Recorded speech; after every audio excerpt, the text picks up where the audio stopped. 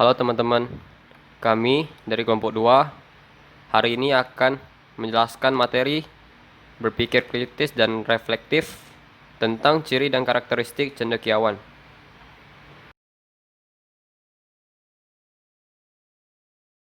Halo semuanya. Nah, sekarang jadi di sini saya akan menjelaskan tentang weak scenes versus strong scenes.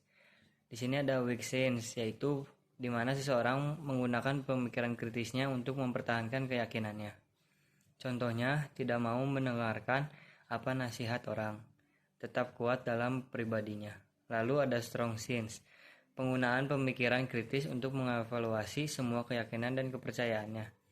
Contohnya, melihat atau memikirkan kembali kebenaran dari pernyataan-pernyataan yang ada.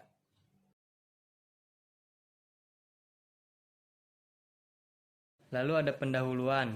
Kita mempunyai cara untuk bagaimana kita memahami sesuatu, bagaimana kita melihat dunia, dan bagaimana kita menganggap bahwa sesuatu itu benar atau tidak, yaitu dengan melakukan cara berpikir. Dan kita akan masuk ke fase elemen berpikir yang bisa membuat kita langsung mempertanyakan benar atau salah.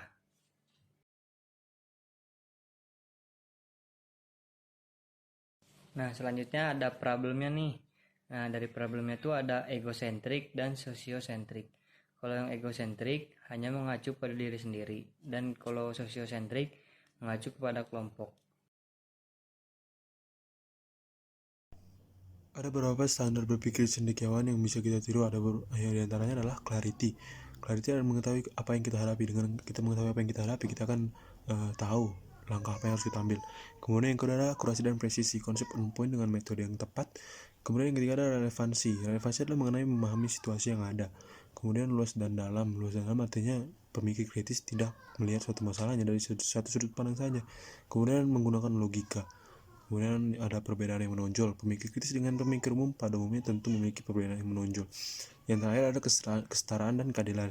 Keadilan tidak akan ada tanpa kesetaraan. Artinya tanpa adanya keadilan, kesetaraan dalam memandang setiap orang yang berpendapat tidak akan tercapai. Selanjutnya ada beberapa elemen berpikir. Yang pertama adalah mengungkapkan pertanyaan dengan jelas dan tepat. Kemudian apa tujuan dari kita mempertanyakan hal tersebut? Setelah kita menyampaikan pertanyaan, tentu kita harus memilih sebuah perspektif dan menentukan asumsi yang didukung oleh data dan fakta. Memiliki konsep yang jelas, membuat kesimpulan, dan kemudian menerima konsekuensi dari apa yang telah kita argumentasikan harus menjadi sebuah tanggung jawab dari seorang pemikir.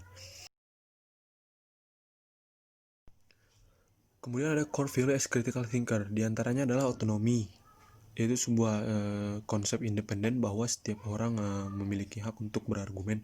Keingintahuan tentu penting dalam kita menjadi seorang pemikir kritis. Dengan kita ingin tahu, maka kita akan mencari informasi sebanyak-banyaknya.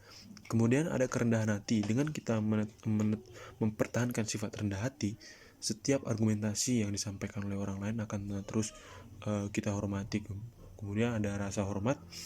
Meskipun kita menyadari bahwa kita ini merupakan seorang pemikir kritis, dengan memiliki sikap hormat kita tentu akan lebih respect terhadap orang lain dengan setiap argumennya.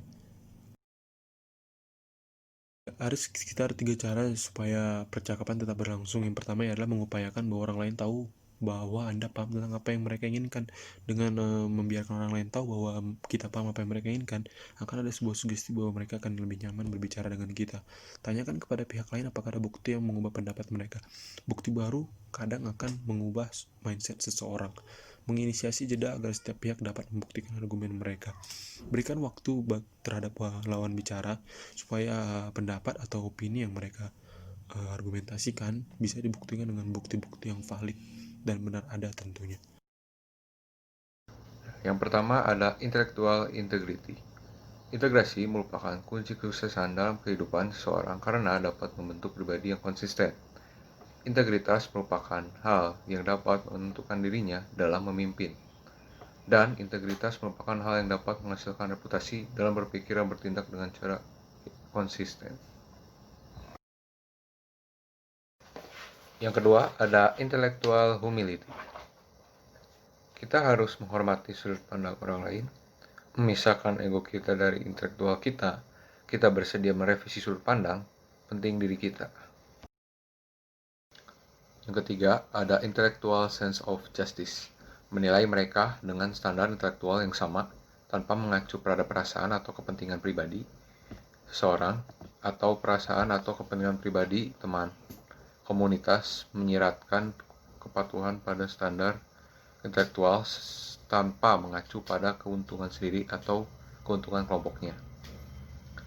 Dan yang keempat ada intellectual perseverance.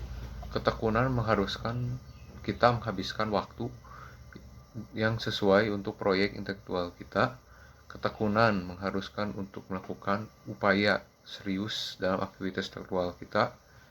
Ketekunan membutuhkan disposisi untuk berusaha mengatasi hambatan untuk mencapai tujuan pengejaran intelektual kita.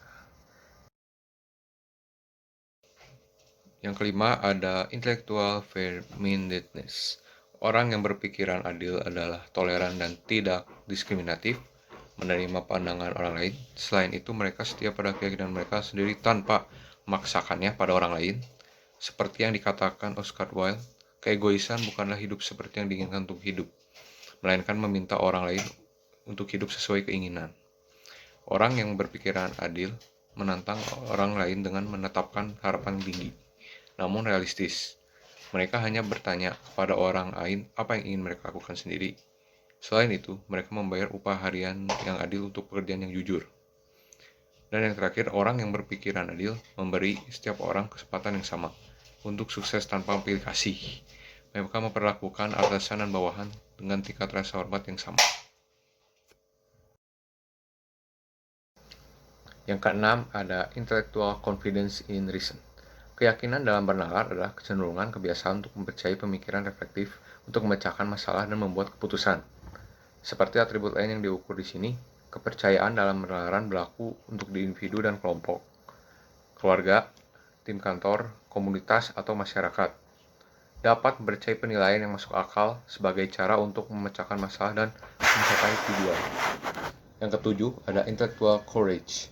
Keberanian intelektual dapat didefinisikan sebagai memiliki kesadaran dan akan kebutuhan untuk menghadapi dan secara adil menangani ide-ide, keyakinan atau sudut pandang yang dengannya seseorang memiliki emosi negatif yang kuat dan yang belum didengarkan secara serius. Keberanian intelektual terhubung dengan pengakuan bahwa ide-ide yang dianggap masyarakat berbahaya atau tidak masuk akal terkadang dapat dibenarkan secara rasional seluruhnya atau sebagian. Yang kedelapan ada intellectual empathy.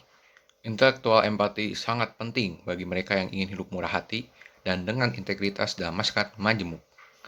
Dan yang terakhir yang kesembilan yaitu intellectual autonomy. Otonomi intelektual adalah kemauan dan kemampuan berpikir untuk diri sendiri. Seseorang dengan kebajikan tidak terlalu bergantung pada orang lain dalam hal membentuk keyakinannya. Dia bukan sekedar wadah untuk informasi dan ide yang disimpan oleh orang lain. Dengan kata lain, kehidupan pemikirannya tidak hanya pasif.